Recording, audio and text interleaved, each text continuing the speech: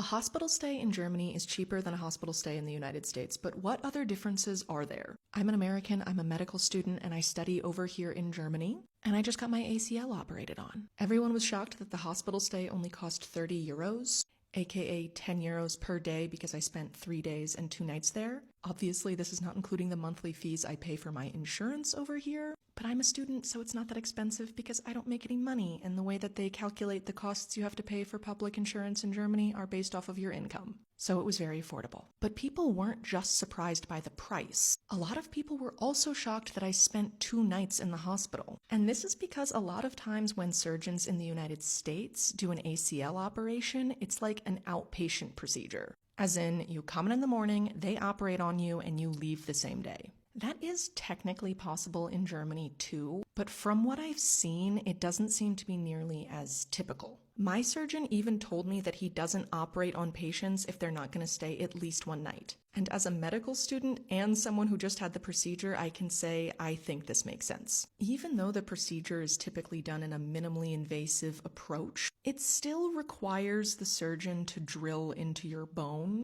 And so it's not really like a mild sort of thing to do. I, for one, was very glad to be spending 2 nights in the hospital. And this is especially because, we're in Germany, they're not going to give me the hard medications to go home with, and I was not going to manage all that pain with, ibuprofen alone. So yeah, maybe that's also one reason. But I also had a bunch of problems with my blood pressure and with walking around and standing and doing all this stuff after the procedure, and I really can't imagine having been able to recover properly at home.